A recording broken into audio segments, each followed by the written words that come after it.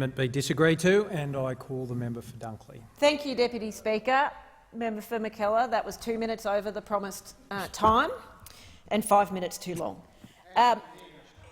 Deputy Speaker, on the government benches are members of the Standing Committee for the Human Rights Scrutiny of Bills, the member for Mallee, the member for Moore and the member for Curtin.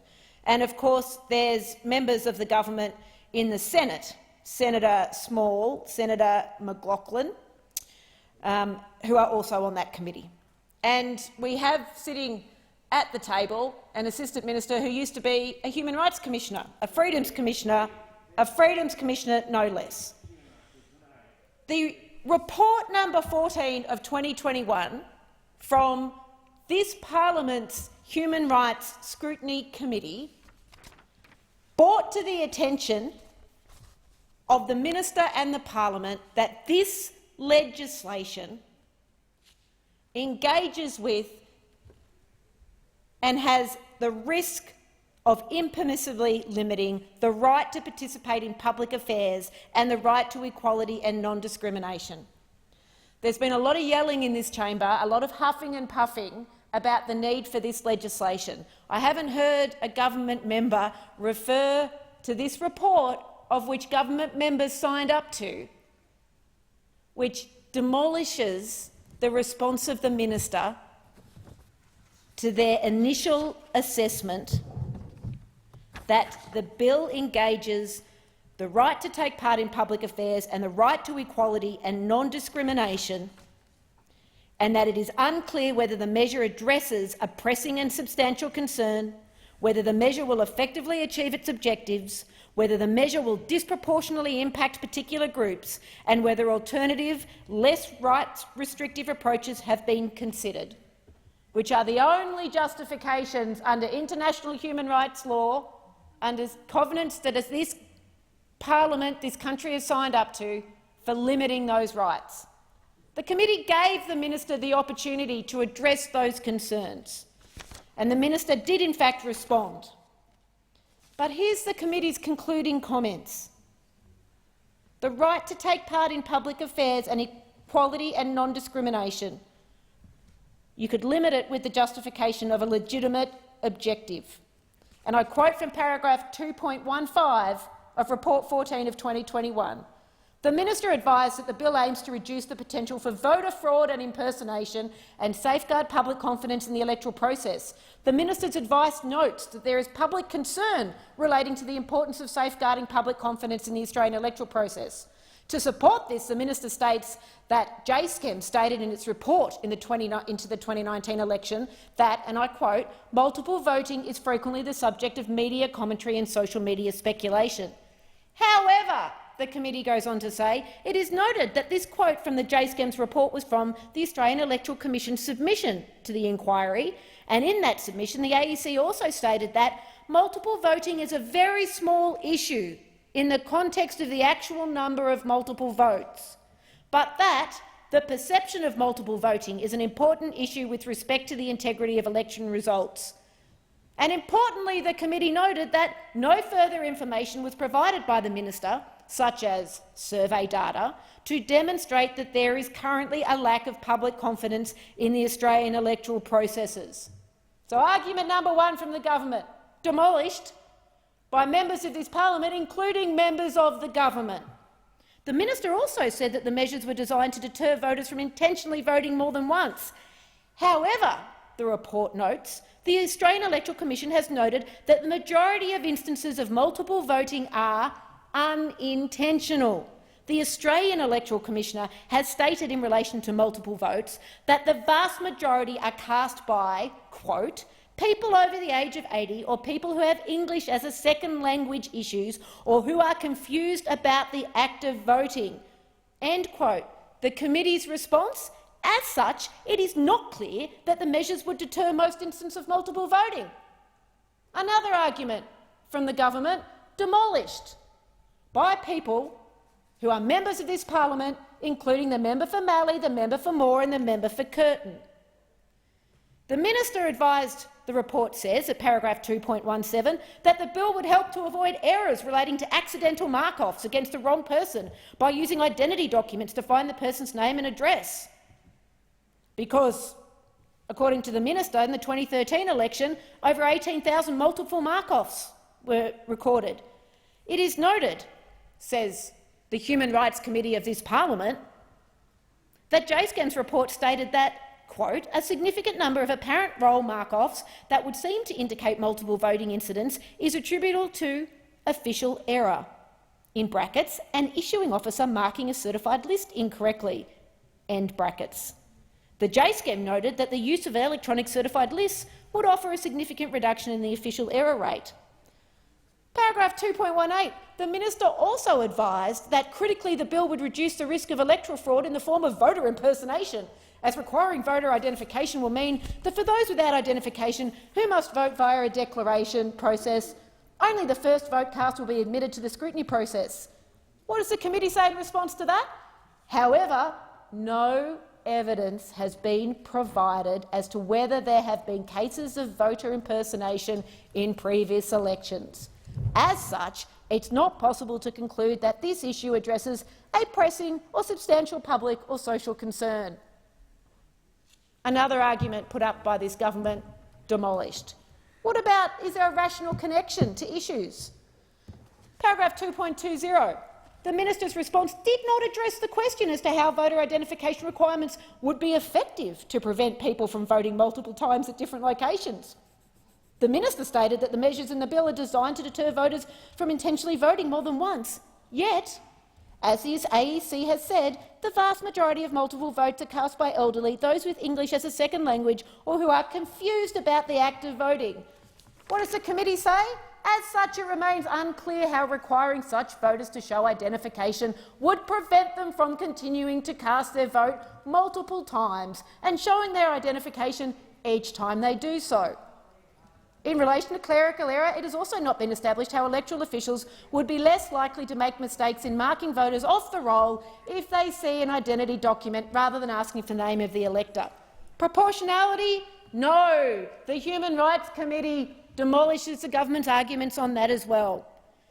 Paragraph 2.22. There is a concern about how the measure will operate in practice in relation to certain vulnerable groups.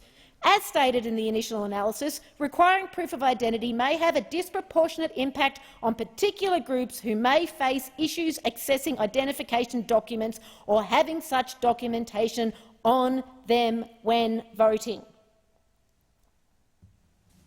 And who are those people? Who are those people? People with no fixed address, people with disability, people of low socio-economic status, people from non-English speaking backgrounds, Aboriginal and Torres Strait Islander peoples and women escaping domestic violence. So when members of the government over there yell and scream and say Labor is making up all of these arguments, that list, endorsed by the Human Rights Committee with members of this government on it, comes from a 2014 research report prepared for the New South Wales Electoral Commission on multiple voting and voter identification. The committee also said it's noted that the current declaration form provided by the minister for this legislation doesn't indicate that the provisions of information is optional, and as such it is not clear if electors would always understand the optional nature of provision of some of the information. 2.24. The minister's response did not address the question as to whether consideration has been given to alternative, less restrictive ways of achieving the stated objectives, something I would have thought the former Freedoms Commissioner would be very interested in. Of course, the Electoral Legislation Amendment, Electoral Offences and Preventing Multiple Voting Act 2021, commencing on the 3rd of September 2021, one would think was intended to address that issue. So what do we need this bill for? Not for that issue. Paragraph 2.25 addresses this, noting the intention of this legislation, i.e. the multiple voting legislation, which commenced operation less than 2 months before the current bill was introduced. It's not clear why any concerns regarding multiple voting are not able to be addressed by this new and existing legislation, noting there's been no election since that legislation commenced and no opportunity to determine its effectiveness. And anyway, many instances of markings of multiple voting are a result of clerical error. Conclusion of the Human Rights Scrutiny Committee of this Parliament, paragraph 2.27, it does not appear to have been demonstrated that seeking to address concerns regarding multiple voting addresses an issue that is pressing and substantial enough to warrant limiting human rights. In relation to the desire to reduce clerical errors, it is not sufficient that a measure simply seeks an outcome regarded as desirable or convenient. Administrative convenience in and of itself is unlikely to be sufficient to constitute a legitimate objective for the purposes of international human rights law. Finally, while public confidence in the electoral system is an important objective in a democracy, the minister has not provided any evidence that demonstrates a lack of public confidence other than referring to media commentary and social media speculation regarding multiple voting. And I break in to add this thought, which is not in the report. If we were to legislate in response to media commentary and social media speculation, perhaps this Morrison government would have an actual legislative agenda. Paragraph 2.30 of the Human Rights Committee of this Parliament, the minister's response has not established that the measure seeks to achieve an objective that addresses an issue of public or social concern that is pressing and substantial enough to warrant limiting these rights, that the measure is rationally connected to those objectives, or that it is proportionate. As such, there is a risk that this measure would impermissibly limit the right to participate in public affairs and the right to equality and non-discrimination. Noting, paragraph 2.33, the potential for the bill to disproportionately impact on certain groups, such as Indigenous persons in remote communities, people experiencing homelessness and those fleeing domestic violence, and that it has not been established that there are no less restrictive ways to achieve the stated objectives, the committee considers the measure has not been demonstrated to be proportionate to the stated objectives. As such, there is a risk that this measure would impermissibly limit the right to participate in public affairs and the right to equality and non-discrimination. It's really, really important that those conclusions of this committee of the Parliament, made up of Labor, National Party, Liberal Party and Greens members of the Parliament in the upper and lower houses, is taken into consideration, particularly because the minister provided to that committee all of the arguments that all of the Liberal and National Party members on that side of the chamber have been putting in defence of this legislation, and it demolished all of them.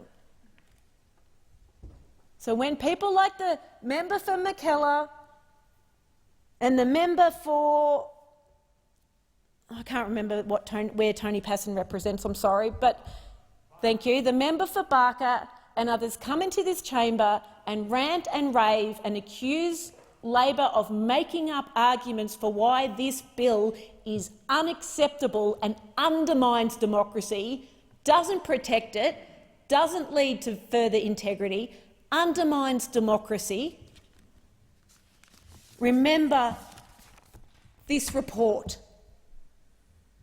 of a very important committee of this Parliament, and I expect the member for Malley, the member for Moore and the member for Curtin to come into this chamber and oppose this legislation on the basis that it impermissibly breaches human rights and undermines democracy in the way the Human Rights Committee has set out.